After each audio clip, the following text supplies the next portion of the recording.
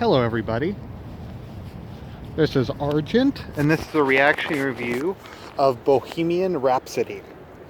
So first off, I just want to say I love the movie, really good movie. Probably when I do my movies of the year, it'll probably make the top 10. I think if for nothing else, and this was the primary reason I saw it, to go and see like just 2 hours of Queen music is kind of worth the price of admission. This movie obviously has a lot of Queen music in it. You get to see it on the big screen with the great, I don't know, what is movie theaters, like 8K, 16K, the surround sound. It's really cool to hear that many Queen songs on the big screen. I've always been a big Queen fan. And I think this movie really kind of shows what makes them unique as a band. Just how creative they were. They were willing to take risks to do stuff that no one else was doing. You get to see like kind of all the wacky ways they came up with recording and stuff. They made a lot of, like, they had a very broad range of songs and a very broad range of kind of genres. Like you have some stuff that's more pop-ish, some stuff that's more metal, some stuff that's more like electronic or disco-y. They kind of went all over the place, and they did a very wide variety of stuff. And I think that they really changed. I'm not a huge music buff, but I do think they really changed music in a lot of ways for the better, in my opinion. But yeah, I've always been a big Queen fan, so that'll also kind of made me interested. Because there's not that many bands I like that I would actually bother to go see a movie about. That and Freddie Mercury is just such an interesting character.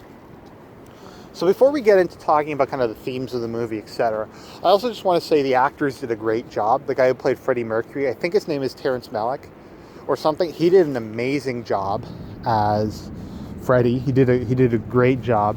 He captured just kind of how weird but also charismatic the figure is. The other guys who played Queen, once again, I don't know a ton about Queen, I just like their music, but I thought they all did a really good job. The girl who played Mary did a good job. Overall, I just think the acting was really good. The script was good, and the pacing was good. It's hard to tell a story over this amount of time and keep it coherent, but I think they really succeeded at a difficult cinematic task. So let's kind of talk a bit about some of the things in the movie. So first off, I was saying how Queen was very innovative as a band.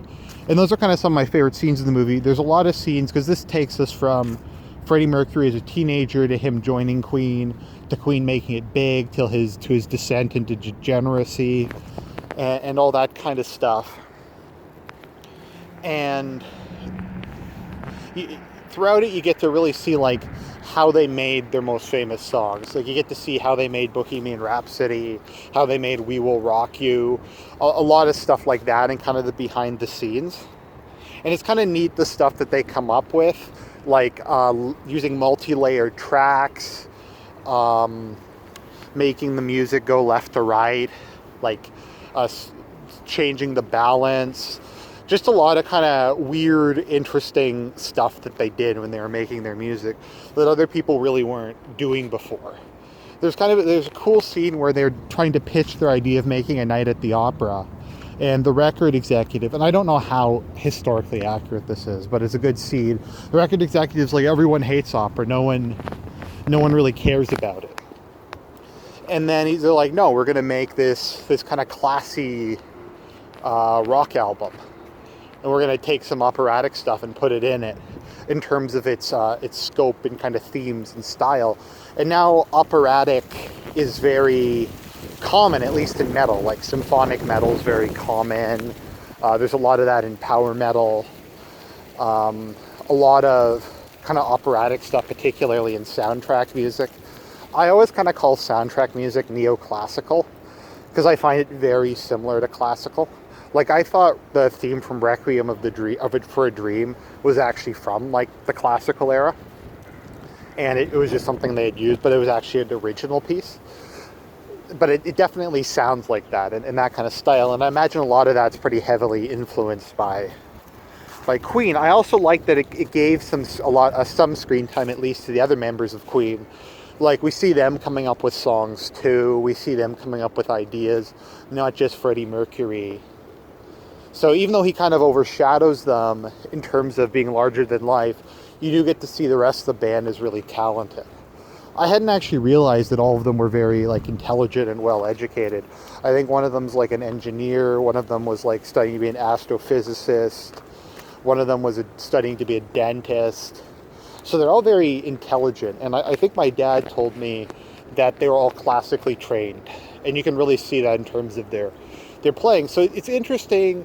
Oftentimes, I guess you could say the guts or the logistics of a movie are something I find interesting. Like how you actually do this, like how you set up the business, how you build things, etc. That was kind of my favorite part in Narcos, was actually seeing like how Pablo Escobar set up the cartel, how he got his supply lines, etc. Just because that's something that doesn't always receive a lot of focus, but I kind of find the procedural aspect of it interesting. So let's get into kind of the controversy, Freddie Mercury's degeneracy and kind of his descent. Now, interestingly, a lot of people have called this movie homophobic, and they've said it's anti-gay, etc., because they portray Freddie Mercury's lifestyle as leading to him falling out with the rest of the band, his life kind of going down the hole, and it leading to his eventual death. And, I mean, unless we're going to rewrite history completely and say he didn't get AIDS as a result of his lifestyle, then I don't know how we're supposed to overlook it. You know what I mean? Like, if he hadn't have been doing what he was doing, he probably wouldn't have gotten AIDS, and he probably wouldn't have died in the way he did. So I don't know what they're like supposed to do. Like, he just sits down on a chair at one point and there's like a needle that says you just got the AIDS virus, and that's how they're supposed to handle it. But I think the movie really makes the point clear that if he had have just sucked it up, married Mary, and had children with her, his life would have gone a lot better. He wouldn't have had his descent into like severe depression and self-destruction and all that kind of thing. But I think to a certain extent, almost more than that what wound up happening to himself, the real tragedy is kind of what the loss was for the rest of us. Just because if he hadn't have gotten AIDS, we could have had at least another decade, maybe 2 more decades of him and Queen just pumping out interesting music. Who knows what direction they could have gone in, what other stuff they could have come up with. It's sad that he couldn't last a bit longer and make some more of it. And I'll say this, you all know, if you've been watching my channel for any length of time, how little tolerance I have for degeneracy. But in Freddie Mercury's case, he's so talented, so charismatic, and such a massive Chad, I can kind of overlook it a bit. And I can just enjoy his music for what it is, for being an extremely talented singer and a very creative musician. But yeah, so let's just talk a bit let's take a step back. So in the movie, Freddie Mercury's family are Zoroastrians from India initially. The Parsi meaning Persian, were a group of refugees who fled Persia to India. I forget if it was after the Islamic conquest or during a period of persecution. And they fled to India, and there's still some Parsi there today. And his family had moved to Zanzibar when it was a British colony. And when the Asian community and the Arabs there got massacred, they fled to the UK. So his family are very conservative Zoroastrians. And his father will frequently tell him, right thoughts, right words, right deeds, which is the golden rule of Zoroastrianism. I mean, in Christianity, we have like love the Lord your God with all your heart and all your strength and all your soul, or whatever it is. And theirs is right thoughts, right words, right deeds. And Freddie Mercury really kind of mocks him, and he takes shots at his parents. And by the end of the movie, he kind of reconciles with them to a certain amount. Although I'm sure they're horrified by the way his lifestyle turned out, given their conservative religious beliefs. We can talk about Zoroastrianism some other time, but yeah. So when he joins the band, it's I don't think he joined it the way he does in the movie, but their lead singer quit the original group that became Queen, and he just kind of shows up and he starts singing, and then they immediately just get him to go on. And his kind of charisma, he's dancing, his performing, etc., combined with the general talent of the band, they start to really grow. And he meets Mary, who he calls the love of his life and his common law wife. And for a while they live together. Freddie Mercury's sexuality is an interesting question as to whether he was bi or just gay. Mary believed that he was just gay, whereas he identified as bi. So I think it's implied him and Mary did have sex a number of times, but I don't know if that was him forcing it to, etc. But he actually proposes to her and she accepts, and they're engaged for a while. But ultimately they don't go through with the marriage because of his sexual orientation. And once he tells her, she leaves him, and she's like, look, Freddie, I can't be in a marriage with someone who will never give me children or won't be there for me in a full sense. And Freddie's kind of selfish because he wants her to stick around, and he buys a house next to his, and he calls her all hours of the day. So he starts to feel alone. His ego keeps getting bigger and bigger. He turns to drugs and alcohol and wild sex. And he kind of breaks up with the band for a while because it's not the manager. I forget what his position is. But one of the guys who works for the band becomes his lover. And he just starts bringing him to orgies and giving him lots of drugs and shit. And eventually Freddie just starts to get really sick, probably from the drugs, also because during some of these orgies he gets AIDS. That would be an interesting, that could be the prequel to The Gift, the gift of Freddie Mercury, whoever gave him the gift. So he starts to get sick, and the film kind of ends with him performing at Live Aid, and that kind of being portrayed as him kind of coming back to his roots. He kind of makes peace with his parents. He does something theoretically unselfish, but really it's just to promote himself, etc. He apologizes to the band for being an egomaniac, etc. Ultimately, he left all of his money to Mary, who was his best friend throughout his life.